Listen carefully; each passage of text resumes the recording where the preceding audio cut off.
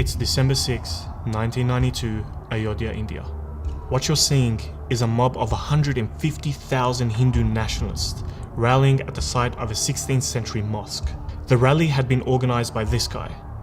He's considered to be the power center of BJP, a Hindu nationalist political party that has risen to the highest seat of power in the Indian government today. Throughout the ceremony, Advani's ultra-nationalist hate speech spawned an angry mob out of the crowd. By 10:30 AM, there was tension in the air, and the mob grew restless. Hateful slogans were shouted, and police barricades had been planted around the mosque in preparation for any attacks. By noon, a young man had slipped past the barricade and climbed the structure to wave a saffron flag. This was a signal for mayhem. The mob stormed the mosque. In just a few hours, the mob had axed, hammered, and grappled the 450-year-old building to mud and dust. The Hindu nationalist mob then proceeded to attack Muslim residents of Ayodhya, ransacking and demolishing their houses. Some Muslims were murdered, while their shops were torched alongside 23 local mosques. And Advani, the person responsible for all these horrendous acts, is now the Deputy Prime Minister of India.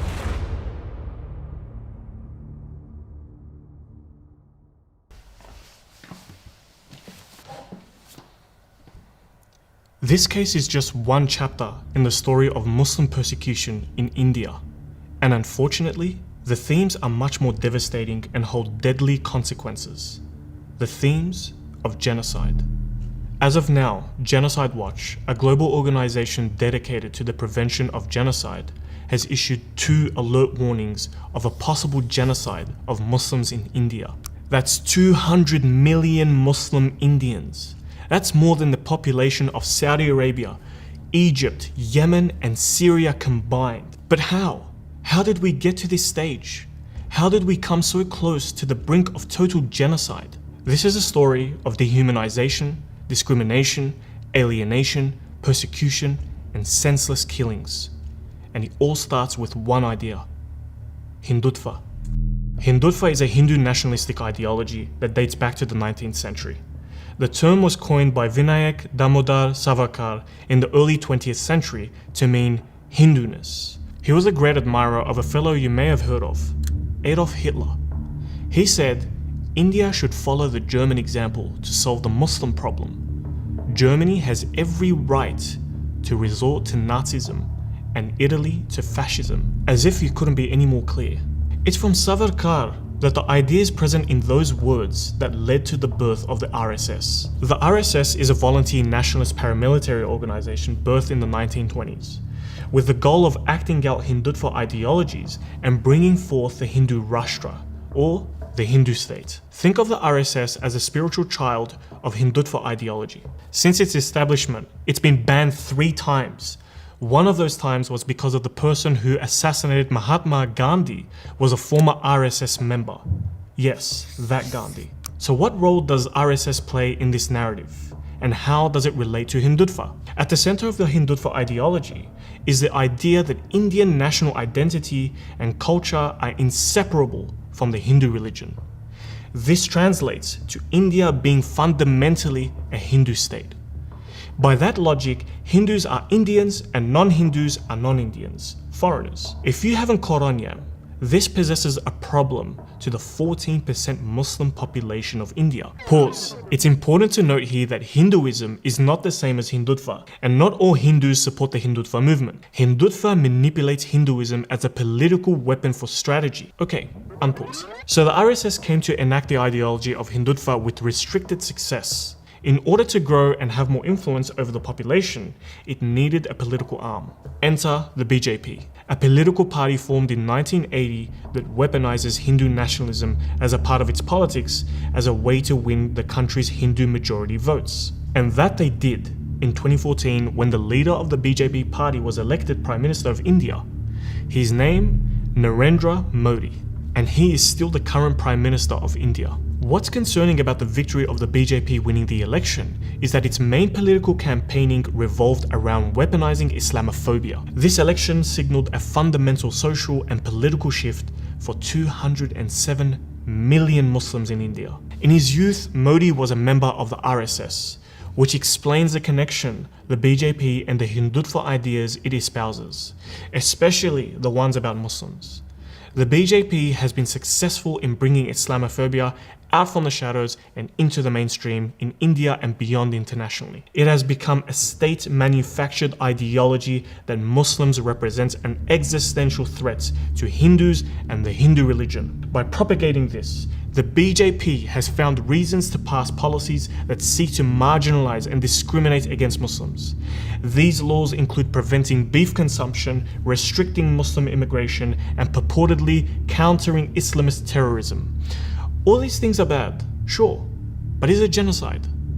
According to researchers and experts, yeah.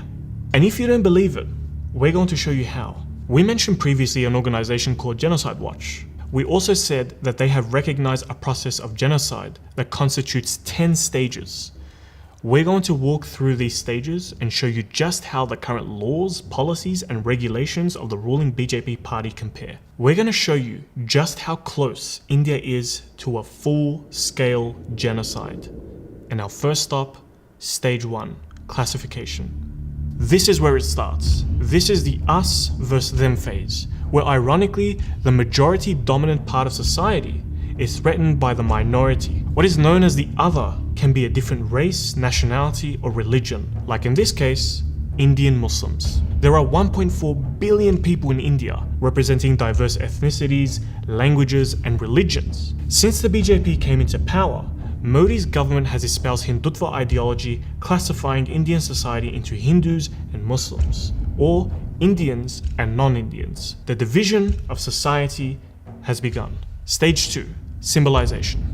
Now that we have the other, they now need to be distinguished and identified. In Nazi Germany, the Jews were forced to wear the Star of David. Although Muslims haven't been forced to wear a symbol, Muslims are identified and often criminalized in Indian society by the expressions of their religion. If you look into your textbook of examples, you can see the ban on hijab in bold. Muslim girls and teachers who wear the hijab were denied entry to colleges on grounds that the hijab goes against the school policy on appropriate school uniforms. Girls were forced to remove the hijab outside the college grounds. Another symbol used by the BJP and the RSS to sow divisions is the consumption of beef by Muslims. The consumption of beef is prohibited in some states, even though India is one of the top exporters of beef in the world. Hindutva mobs conveniently forget this whenever they catch Muslims transporting, selling, and consuming beef. Now, Muslims are scared to even lay eyes on a cow as a result of these mob attacks. What these vigilantes do after they catch Muslims?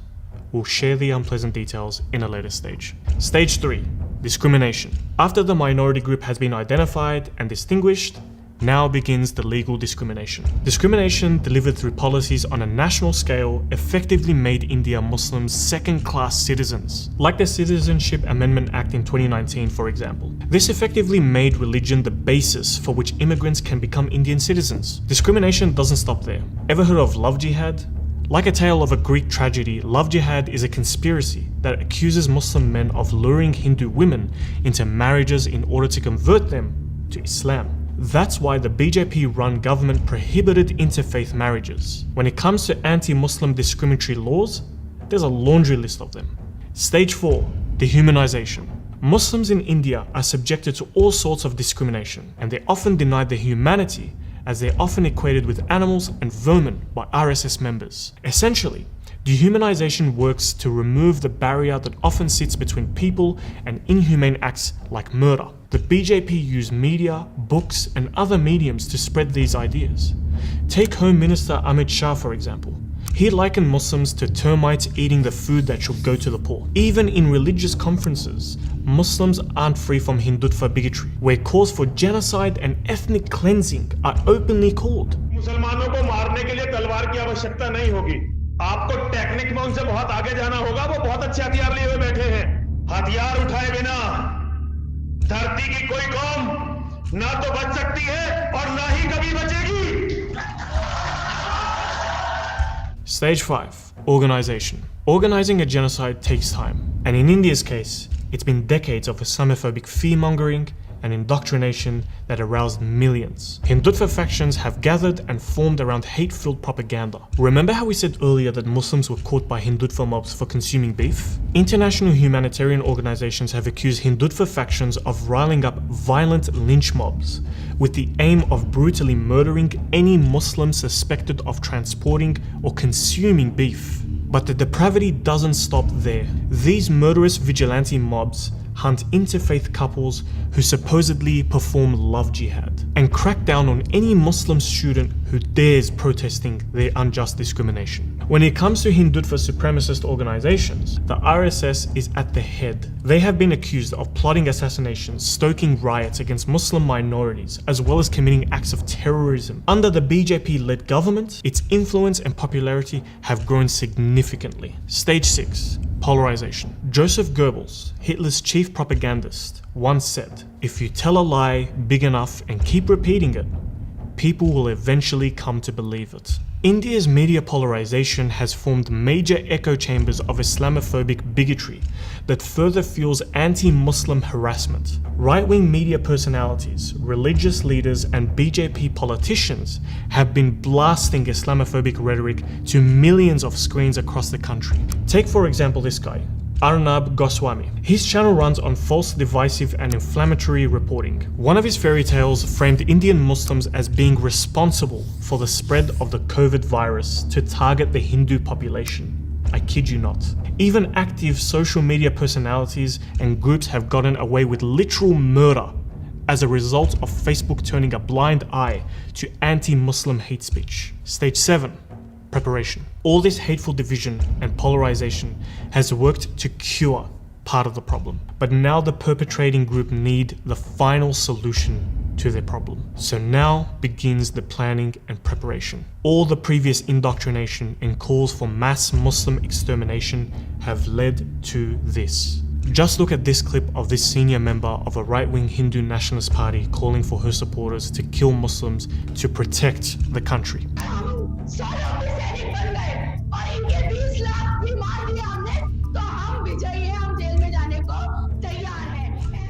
But for boots on the ground, you need to look no further than occupation of Muslim-majority Jammu and Kashmir.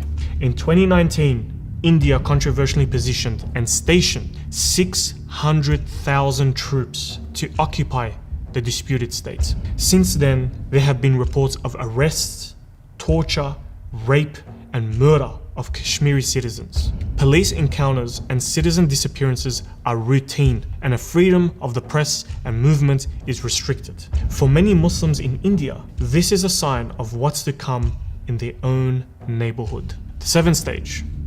That's where Muslims in India currently find themselves, in limbo between stage 7 and stage 8. Preparation for extermination and actual extermination. Teetering on the edge of a full genocide carried out by a neighbor on a neighbor. If the theory behind these 10 stages stands true, which they have so far, then only one possible outcome can come: genocide. The persecution has been normalized and acted out by influential people and laymen alike.